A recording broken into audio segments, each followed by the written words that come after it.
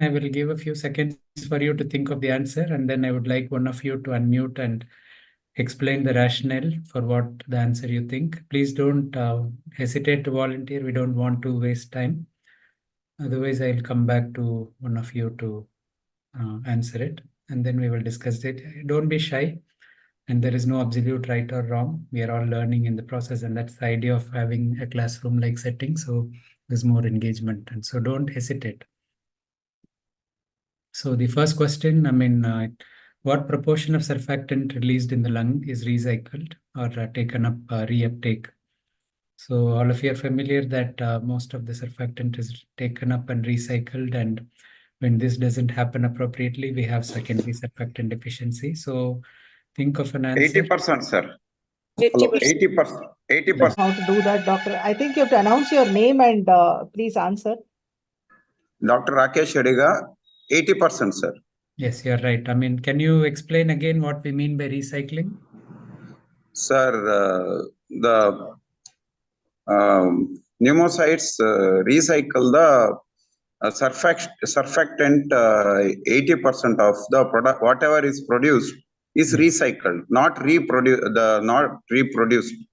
So it's taken back into the pneumocytes and it packs again into the lamellar bodies. So can you name some situations where this reuptake is affected? Hemorrhagic lung disease, hemorrhagic and meconium aspiration syndrome, yes, and pneumonia. So like exudates into the lung as it happens with pneumonia. So any of these proteinaceous material can affect the surfactant composition, and so it cannot be taken back into the cells. So this affects the reuptake. So what is this condition called when these factors are affected?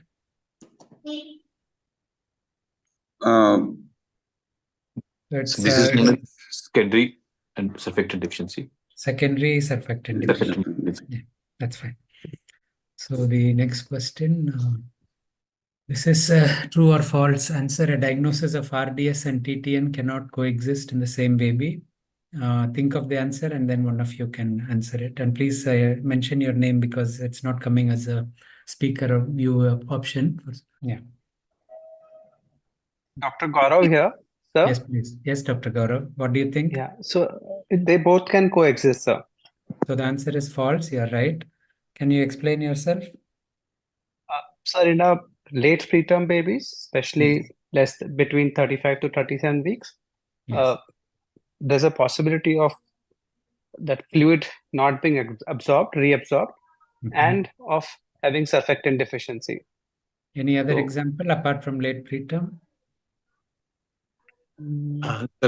Diabetic infant of diabetic mother. Yeah, please name yourself because we are not able to see the speaking. Yes, sir. And Dr. Akanksha. Yes. Correct. You are correct as well. Well done. So the main reason for this question is for you to come out of the compartmentalizing the diagnosis. So don't think there is only one diagnosis in the baby. Baby who starts off as RDS can develop infection and pneumonia in the pathogenesis. A baby with TTN can develop infection as well on top if there is any complication. Pulmonary hemorrhage can happen with RDS babies, or meconium aspiration can have infection associated. So it's not one pathogenesis. And remember that persistent pulmonary hypertension can overlap in any hypoxic acidotic baby who is transitioning. So any diagnosis in the newborn, especially any cause of respiratory distress, you may find PPH and physiology at the same time. So don't compartmentalize a diagnosis. Think in terms of your assessment of the baby, how each diagnosis might be contributing in this case, and the pathophysiology, what you think is happening, is going to decide what kind of support or what level of support you will need, and also for additional supportive treatment. So all this will be discussed later on as well, but don't think only one diagnosis should be there in a baby. Obviously, for coding reasons or for insurance reasons, you'll have to find a final most likely diagnosis. So you would put the diagnosis which has more weight in terms of payment if insurance systems exist. And obviously in your notes, you can say that it could overlap. And the pathophysiology, the management is not going to be much different. You support the baby to the necessary extent. If you think RDS is coexisting and the baby has a significant oxygen requirement, if the X-ray has low volume lungs, you may consider surfactant in the late preterm babies as well, or in infant of diabetic mothers.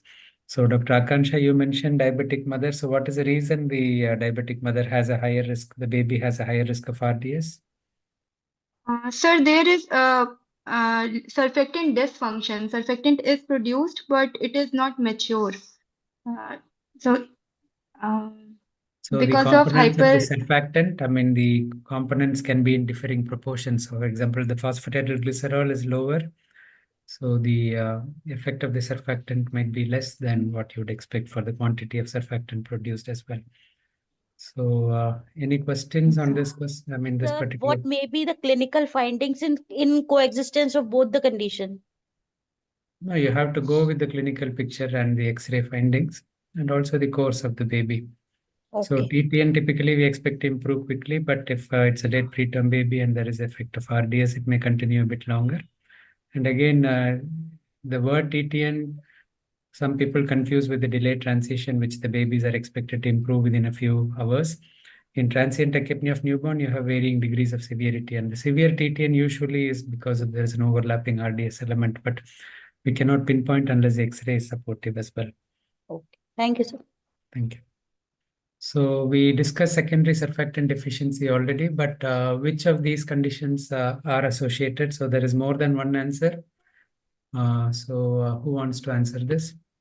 Meconium aspiration syndrome, Can pneumonia, you name yourself, please? Dr. Payal Mittal. Meconium please. aspiration syndrome, pneumonia, pulmonary hemorrhage. Very good. So obviously PPHN can be associated with any of these, but PPHN by itself, if it is idiopathic, for example, it doesn't have any of the proteinaceous exudate in the lung. So that's not a typical one. And TTN is more fluid in the lung, which is normally present, and usually just the plain fluid, like in PDA or TTN, should not affect. You need an exudate. That's the proteinaceous fluid. So meconium has both proteinaceous material and bile acids, which can affect. And pneumonia, obviously, it's a proteinaceous exudate. Pulmonary hemorrhage, the blood has albumin and other serum proteins, plasma proteins, which will inactivate. So this is the main point here. The next question is also related to secondary surfactant deficiency. So it's a true or false question. Surfactant therapy is indicated in all cases of secondary surfactant deficiency. True or false? sir, it is not like indicated. Please We name can yourself. give. Please name Yes, yourself. sir, Dr. Akanksha. Yeah, can we give the chance to someone else, please? Yes, sir. Yeah. Anyone else wants to answer? Sir, Dr. Dr. Meerkat. Abhishek Goel. Yes, Dr. Abhishek. Yeah, go ahead. Sir, it is false because it is not indicated that it is true for all the cases there the surfactant is required in secondary deficiency syndrome. Like Yes. we have just like MAS or in the pneumonia, if it is there is no need of surfactant has to be given because it's not working. It is not that the surfactant is not there. It's not working. Is there any So, indication in these conditions where you would consider it? Meconium aspiration. Meconium. So No, Dr. no. Virender wants to. Yes, Dr. Can I Virender. answer? No, Sir, Dr. Virender can answer. Yeah, yeah. please. Sir, But in all the conditions like hemorrhage, even in meconium aspiration syndrome and pneumonia, sir, the surfactant has been found to be effective, and it has found to give, improve the patients also, sir. Now, what is the indication? So because there is a secondary deficiency of surfactant. No, I mean, what clinical setting would you decide to give Child surfactant? when child was I in think ventilator with Just higher one of you, settings. please. I mean, just So the say one of you. baby is Yeah. having low volume lungs, and the whiteout lung is there. So then it's. Any clinical condition? I mean, the other doctor who was answering, please Sir, name in your. meconium aspiration syndrome, sir, we usually Child give was in. on child is on ventilator and on higher ventilator settings. So you can use the FaO2 as a rough guide. Obviously, you're right in the severity of the lung disease being more, but roughly we say the Cochrane review, for example, more than 50% oxygen requirement despite the appropriate ventilatory support. So this is important. I mean, it's not just the oxygen requirement, and you also better to do an echo before you decide in these cases. If there is a PPHN physiology, there is no point giving surfactant. So you look at the maybe lung ultrasound, X-ray, echo before you give in these conditions, because meconium aspiration or pneumonia can have PPHN as well. And if it is PPHN causing your high FaO2, that's not going to need surfactant. You would target PPHN differently. We'll discuss that later. But remember that the pathophysiology in these conditions, if the lung is closed down, if low volume lungs on the X-ray, your pressure requirements are high, your oxygen requirement is high, you can decide to give surfactant. You can use the FiO2 as more than 50% as an indication if there is no PPHN. Okay, so Sir, but in The answer is PPHN, true. The in answer is treatment of false, PPHN, Neovent. first we have to correct the lung pathology rather than treating PPHN.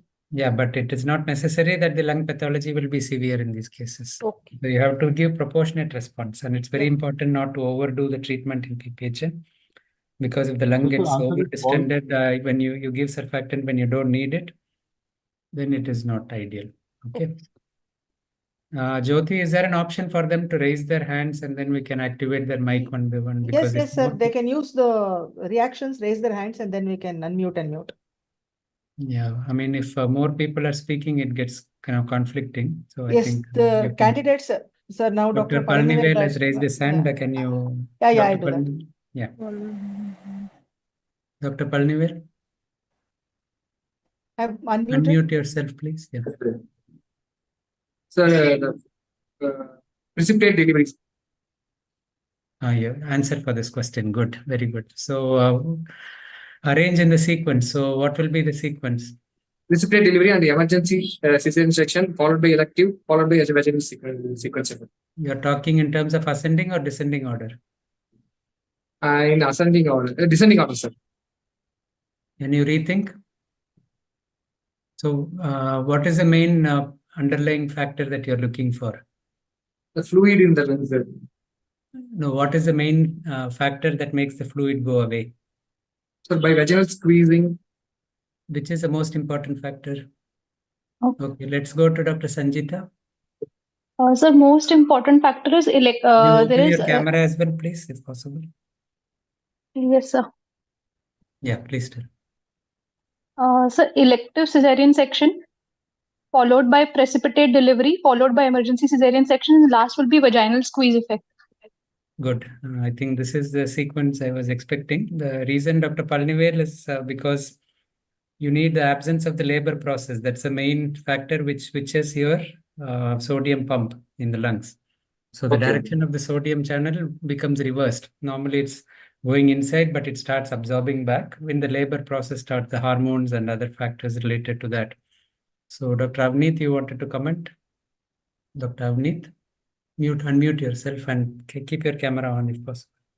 Sir, I was answering this only that it is due to the cortisol and adrenaline which releases only after the labor starts. So it leads to the exudation of the sodium and the water. So Yes. elective cesarean section is the most highest risk factor for Good. TTN. So yeah, because the baby is coming totally unprepared. In precipitate delivery, obviously the baby is coming out quickly and the labor may be shortened, but there is still a labor process preceding the onset of the precipitate delivery. Emergency cesarean again will be balancing with the duration of labor and how quickly the delivery happens. And obviously the vaginal squeeze effect, we are talking of normal vaginal delivery, and this is the lowest risk. The labor process is there, and then the baby has the vaginal squeeze as well, so the risk is reduced. Okay, so now this is the last question, I think.